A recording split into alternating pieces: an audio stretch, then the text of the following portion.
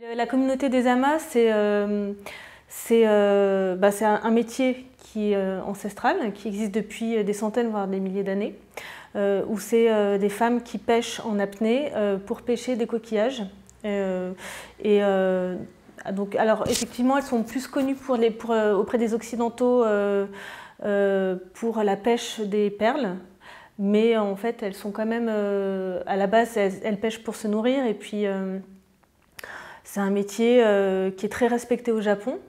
C'est une communauté qui est matriarcale. Donc, c'est vrai que c'est une petite bulle un peu à part dans un Japon qui est très patriarcal. C'est une communauté vraiment à part.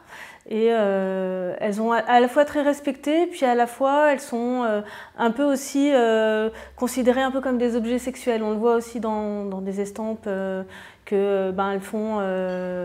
Elles sont un petit peu à l'origine de tout ce qui est l'érotisme au Japon. Donc voilà, c'est une communauté qui est vraiment importante pour les Japonais en fait, qui fait vraiment partie de leur culture. C'est vrai que Nagisa est une jeune fille réservée. Elle apparaît au tout début du roman comme quelqu'un de très policé, assez introvertie. Elle est urbaine, elle vient de Tokyo. Et donc pour elle, arriver sur cette petite île au milieu d'une communauté de femmes assez forte avec un bagou voilà, elles ont tout un caractère très fort. Pour elle, c'est un choc culturel et puis c'est une immersion dans tous les sens du terme en fait, parce qu'elle va apprendre à plonger et puis elle va s'insérer parmi cette communauté. Donc elle va faire un peu l'expérience de la vie, elle va s'émanciper aussi et puis apprendre à penser par elle-même. Donc on voit que, en fin de compte, c'est peut-être celle qui s'émancipe le plus, l'air de rien, mais du coup, elle est obligée de quitter le groupe parce que, comme je disais tout à l'heure, en fait, elles sont obligées de se marier et Nagisa, elle a envie de se sentir libre, donc elle essaie de naviguer entre les gouttes.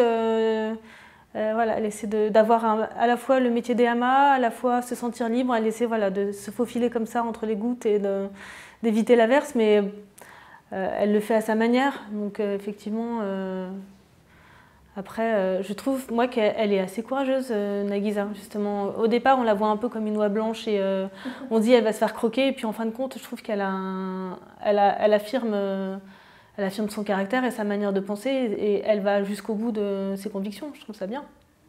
C'est vrai que ces femmes, elles sont très... oui, on a l'impression qu'elles peuvent se passer des hommes. Il y a une forte sororité entre elles. Elles se serrent les coudes, elles rigolent fort, elles parlent fort, elles se baladent nues toute la journée. Elles ont l'air complètement libérées. Et en même temps, c'est vrai qu'on voit quand même que malgré tout, même malgré le fait que ce soit une communauté matriarcale, qu'il y a quand même l'ombre du patriarcat qui plane au-dessus de cette communauté-là. On voit avec le tomae, justement, on voit avec l'obligation de se marier, on voit avec les revendeurs de coquillages qui essaient d'abuser de leur position pour les escroquer. Voilà, on voit que malgré tout, la lutte entre les hommes et les femmes est loin d'être finie, même pour une communauté comme ça qui arrive un petit peu à s'affranchir des règles du patriarcat. C'est un métier qui est en voie d'extinction, en fait, la bande dessinée a été faite au milieu des années 60. C'est au moment où justement le renouvellement du métier s'arrête, parce qu'il y a l'attrait des villes, parce que le métier est un métier difficile et dangereux, qu'il y a moins d'ormeaux à cause de la pollution puis à cause de la surpêche. Donc effectivement, les jeunes sont beaucoup moins attirés par un métier qui devient de plus en plus difficile pour être moins rémunérateur qu'auparavant. Et puis il y a l'intérêt des villes. Donc c'est vrai que c'est un métier qui cesse d'être renouvelé. Et donc là, la moyenne d'âge des hamas actuellement, elle est de 70 ans à peu près. Dans les années 60, il y avait encore à peu près 20 000 hamas qui étaient au Japon. Je crois qu'il en reste plus que 2000. Donc effectivement, c'est un métier qui va s'éteindre inexorablement. Et c'est un pan de la culture japonaise qui est en train de partir, quoi. Donc je trouve ça assez nostalgique et assez triste. C'est aussi... on ressent cette mélancolie dans l'album aussi, justement. On sent qu'on est à un tournant et que... et que voilà, quoi, c'est un peu la fin. C'est un récit initiatique, donc c'est effectivement, on parle de la vie de cette jeune fille qui est en plein apprentissage, donc, et puis qui apprend à s'affirmer aussi à travers ses rencontres avec la communauté des amas, et elle apprend un métier. Donc il y a beaucoup de thématiques qui peuvent faire écho justement auprès des jeunes. Donc, pour cette bande dessinée, c'est un public qui est plus adulte, même s'il trouve son écho auprès des jeunes malgré tout, mais ce n'était pas le public qui était ciblé au départ.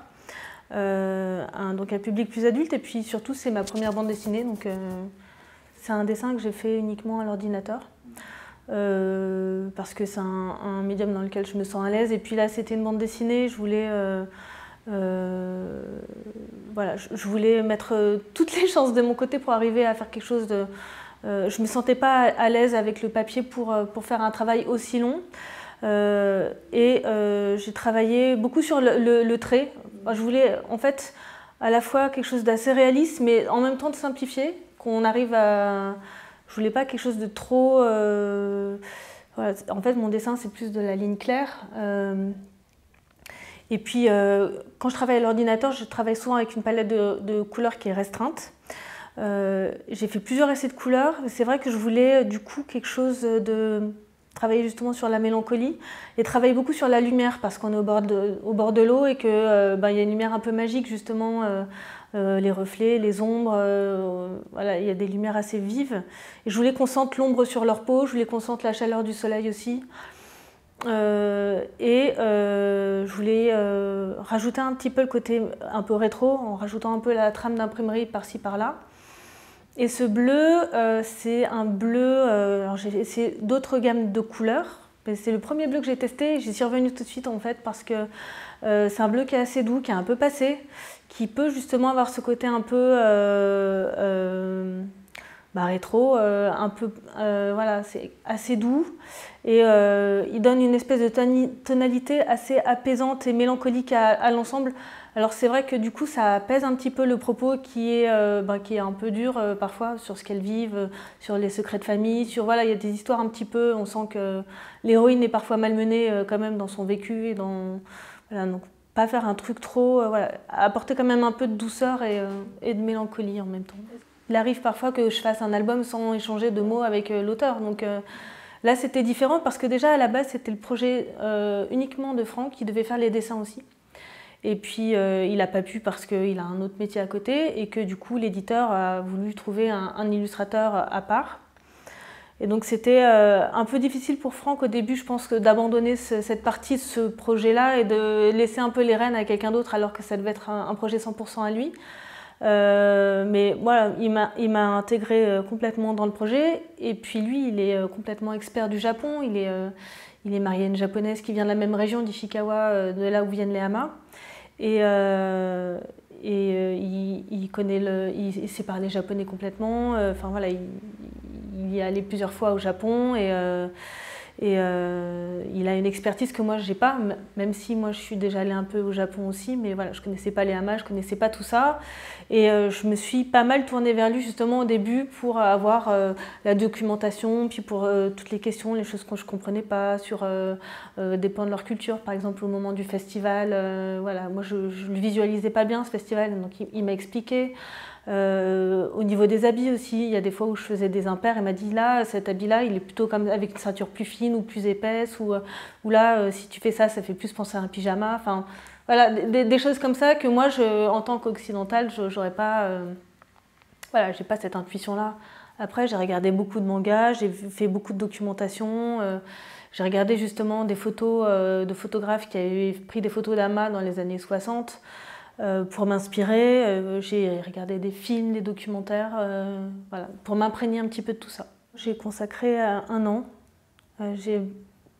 J'aurais bien consacré quelques mois de plus. Ça aurait été mieux pour moi, je pense. Mais voilà, je l'ai commencé en janvier, je l'ai rendu en janvier. Donc c'était intensif, hein. Par contre, c'était très soutenu parce que j'avais une centaine de planches avec toute la documentation à voir, puis la couleur, et puis...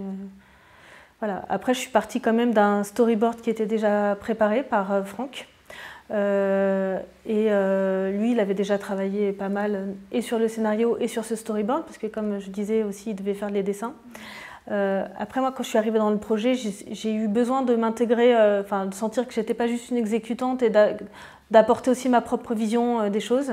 Donc l'éditeur et Franck m'ont laissé la liberté de reprendre certaines planches du storyboard, en fait de reprendre le storyboard à ma manière.